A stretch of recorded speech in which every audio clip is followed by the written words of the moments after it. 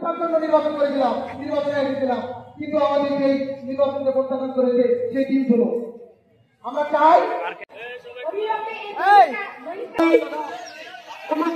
কর্মীদের সাথে আমাদের সাংবাদিক নেতাকে বহিষ্কার করা হয়েছে। এই বহিষ্কার তীব্র নিন্দা এবং প্রতিবাদ জানায়। এই 7 জন ছিল জয়পুরহাটের সর্বোচ্চ মামলার আসামি ছিল। জয়পুরহাটের আন্দোলন সংগ্রামের ছাত্র দলের ধরতে গেলে আইডল ছিল। তাদের বাবা মারা গিয়েছে, তারা জামিনের জন্য ঢাকায়। মা অসুস্থ, হাসপাতালে নিতে হবে। শিমুলের কথা বলতেছি। ওই মাদ্রাসার এক প্রবীণ জঙ্গল, যেখানে দিনের বেলায় কেউ যায় না, রাতের বেলায় সেখানে সে শুয়ে থাকে। হাসানুল বান্দা তাকে বলা হয়, পিয়াস, আমিনুল ইসলাম, সাগর চৌধুরী, আহাদ হোসেন, সৌরভ ইমন, রাকুল ইসলাম করিম, এরা অত্যন্ত ত্যাগী ছাত্র দলের নেতা। আজকে আমি মনে করি এখানে যারা ছাত্র দলের রত্নগুলা বসে আছে, তারা জনগণের বিভিন্ন মহল্লার যোগ্য সন্তান। সামনে যে ইলেকশন আসতেছে, তারা ধানের শীষের জন্য গুরুত্বপূর্ণ ভূমিকা রাখবে বলে আমি মনে করি। ছাত্রকে বসে অত্যাচার হচ্ছে, ছাত্ররাজনী থেকে ঘোষিত করা, ছাত্ররাজনী থেকে টেরিটরিকে মাইনাস করা। সর্বোচ্চ নাম্বার আসামি ছিল, সর্বোচ্চ আন্দোলন সংগ্রাম ত্যাগ তিতিক্ষা শিকার হয়েছে, সেই ছাত্রগুলোকে বহিষ্কার করা হয়েছে। আমাদের এই 7 জন ছাড়া আগামীতে জয়পুরহাটের ছাত্রদল কে চালাবে আমরা খুঁজে পাই না। এই জয়পুরহাট জেলা থেকে ষড়যন্ত্র করা হয়েছে, এটি কেন্দ্রের সিদ্ধান্ত নয়। জয়পুরহাট থেকে বাধ্য এবং ষড়যন্ত্রের মাধ্যমে কেন্দ্র থেকে এই বহিষ্কার ঘোষণা হয়েছে। আমাদের তাদের কমিটি করে এবং অতীতে তাদের কাছে বিক্রি হয়ে যায়। যারা অতীতে বিএনপির বরাদ ধরতে ভয় পেত, যারা অতীতে বিএনপির জন্য রাস্তায় নামতে ভয় পেত, তারা এখন অনেক বড় বড় কথা বলে, জেলা সভাপতি মামুন ভাই এবং আমাকে কেন্দ্র থেকে ডাকা হয়েছিল। আমাদের সাথে এই বিষয়টি নিয়ে তারা আলোচনা করেছে এবং তারা আমাদেরকে আশ্বস্ত করেছে যে অনতিবিলম্বে আবারও সুষ্ঠু তদন্তের মাধ্যমে ঘটনাটি পর্যালোচনা করা হবে এবং পর্যালোচনা করার পরে অবশ্যই যদি কেউ নির্দোষ হয়ে থাকে কেন্দ্র বিবেচনা করে তাদের পরিচয় আদেশ প্রত্যাহার করবে। আপনাদের প্রতি আমার বিনীত অনুরোধ থাকবে, যেহেতু সেন্ট্রাল প্রেসিডেন্ট নিজে কথা দিয়েছে, আপনারা এই অনশন কর্মসূচি সেন্ট্রালের সিদ্ধান্তকে সম্মান জানিয়ে আমাদের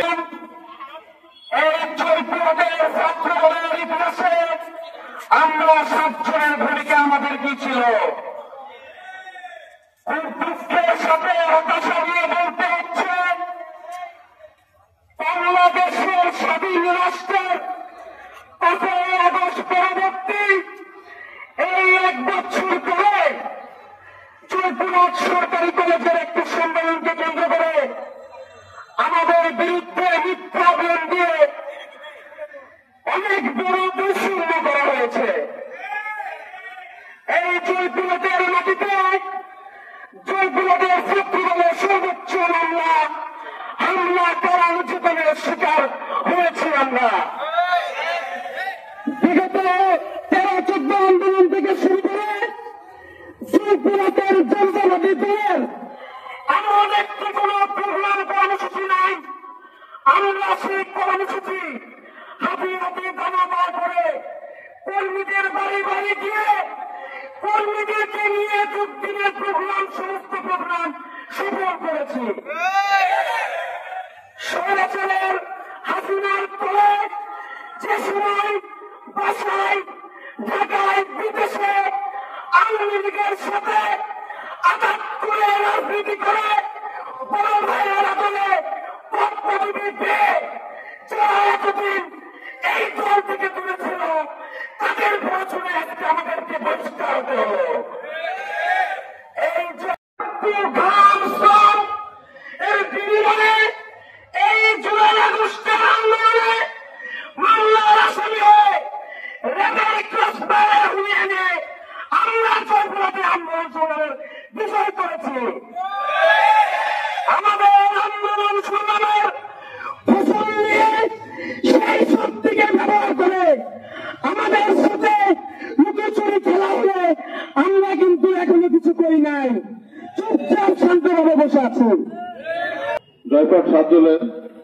দরবার ছাত্র দলের 7 জনকে বহিষ্কারের প্রতিবাদে আজকে যে প্রতীকী অনশন হচ্ছে, সেই অনশনটিকে আমি এসেছি এটি বলার জন্য যে আমি এবং আমার ভারপ্রাপ্ত সাধারণ সম্পাদক রিপন আমাদেরকে সেন্ট্রাল থেকে ডাকা হয়েছিল। সেন্ট্রালের সভাপতি আমাদের সঙ্গে বসেছিল এবং আমরা এই 7 জনের বিষয়ে আমরা কথা বলেছি এবং সেন্ট্রাল প্রেসিডেন্ট আমাদের আশ্বস্ত করেছে তারা যদি সুশৃঙ্খল ভাবে থাকে তাদের এই বিষয়টি তিনি বিবেচনা করবেন এবং বিষয়টি দেখবেন। আমি এই কথাটুকু, এই মেসেজটুকু দেওয়ার জন্য শুধু এখানে এসেছি।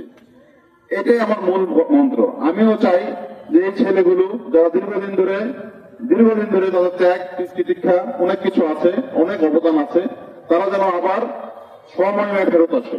এটা আমাদেরও চাওয়া এবং আমরা সর্বোপরি চাইব যে এই জিনিসটা যেন একটা সুষ্ঠু ভাবে সমাধান হয়। এই সমাধানে আমি এতটুকু আশ্বস্ত করতে চাই, আমি যতদিন আছি আমি এই 7 জনের পক্ষে আমার সর্বোচ্চটুকু দিয়ে চেষ্টা করব তাদেরকে কিভাবে সমন্বয়ে ফেরত আনা যায়। তাই আমি এই 7 জনের প্রতি সহ যারা তোমরা যারা এসেছো তাদের পক্ষ নিয়ে সবাইকে উদাত্ত আহ্বান জানাবো, কোন বিশৃঙ্খলা নয়, সুশৃঙ্খল ভাবে তোমরা একটু ধৈর্য ধরো। আমাদেরকে যেহেতু সেন্ট্রাল প্রেসিডেন্ট আশ্বস্ত করেছে তাদের এই বিষয়টি দেখতে, আমি সে যেহেতু আমাদের কেন্দ্রীয় সরকারের প্রেসিডেন্ট তার এই কথা আশ্বস্ত হবে, তোমাদেরকে আশ্বস্ত করতে এসেছে। তোমরা একটু ধৈর্য ধরো, আশা করবো ইনশাআল্লাহ তিনি তার কথা আসবেন এবং তোমাদের অচিরেই তোমাদের যে হারানো সম্মান সেটা ফেরত পাবে এই আশাবাদ ব্যক্ত করে সকলের সাথে নিয়ে আন্দোলন সংগ্রামে জয়পুরের সর্বোচ্চ ভূমিকা পালন করেছিলাম। আমরা এই জয়পুরে বৈষম্য বিরোধী ছাত্র আন্দোলন সরকারি কলেজ ছাত্রদল সেটির নেতৃত্ব দিয়েছিল। আমি বলতে চাই জয়পুর সরকারি কলেজের একটি ঘটনাকে কেন্দ্র করে যে ঘটনা আমাদেরকে বহিষ্কার করা হয়েছে, আমরা না প্রার্থী ছিলাম না আমরা সেখানে কোনো ভাগ করার চেষ্টা করেছি। আমরা বলেছিলাম আমরা নিরপেক্ষ ভোট চাই, আমরা ফ্রি এবং ফেয়ার নির্বাচন চাই, আমরা ছাত্রদের অধিকার প্রতিষ্ঠা করতে চাই। আমরা ছাত্রলীগের মতো আর কোনো কমিটি জয়পুরের সরকার কলেজে হতে দিতে পারি না। বিগত দিনে ছাত্রলীগদের হয়ে গেছে, আমরা সেই পথে হাঁটতে চাই না। আমরা চেষ্টা করতে আমাদের নেতৃত্বে জয়পুরের সরকার কলেজে জয়পুরহাটে ছাত্রদলের যে তরমুজ সেই তরমুজকে ফিরিয়ে আনতে চাই। কিন্তু কিছু কুচক্রী মহল আমাদের এই ছাত্রদলের তরমুজকে ফিরিয়ে আনার পথে বাধা প্রদান করেছে। তারা মনে করেছে তারা আন্দোলন করেনি, তারা বাসায় শুনেছিল। আমরা যখন রাজপথে আন্দোলন করেছি, আমরা বাসায় আমাদের ভালো হয়নি, পরিবারের সাথে দেখা করতে পারিনি। আমরা রাজপথে দেখেছি ধানের বিয়েতে আমাদের মৃত্যু যাপন করতে হয়েছে। সময় 3 দিনে সকলে দেখেছে আমরা সবকিছু ভুলে যাইনি, কিছু ভুলে যায়নি। তাই সুযোগ সন্ধানীদের বলবো, যারা সুযোগের সন্ধানী তারা এখনো ঠিক হয়ে যান। আমরা কিন্তু এখনো সাংগঠনিক যে নির্দেশনা তার উপর ভিত্তি করে চুপ করে আছি। জনাব তারেক রহমানের এবং বিএনপি ছাত্রদলের উপর কোন দাগ আসুক সেটা আমরা চাই না, বিধায় চুপ করে আছি। কিন্তু আমাদেরকে রাগাবেন না, আমাদেরকে কোনো কিছু করতে বাধ্য করবেন না, তাহলে কিন্তু এই জয়পুরহাটে ফাঁসিবাদের মতো আত্মদলের পতন হবে। ছাত্রদলের উপর ভিত্তি করে জয়পুরহাটে অনেক কমিটি এসেছে, অনেকেই নেতা হয়েছেন। আপনারা যদি এখন ভুলে যান তাহলে আপনাদেরও ফাঁসিবাদের মতোই জায়গা হবে, আপনাদেরকেও জয়পুরহাটের মানুষ প্রত্যাখ্যান করবে। আমি আর দুটি কথা বলবো।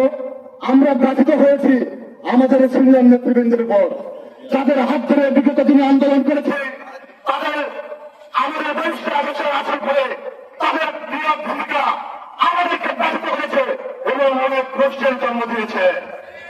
আপনারা তাগিদের রেখে যদি অন্য কোন পেশাদারিতে লালন করতে চান তাহলে আমরা তা প্রতিবাদ করতে বাধ্য হব। সেন্টার বিষয়টি বিবেচনা করে দেখবো। বিবেচনা নয়, দুদিনের তাগিদের মধ্যে অবশ্যই অন্যথায় অনেক বৃহৎ আন্দোলন করেছি আমরা।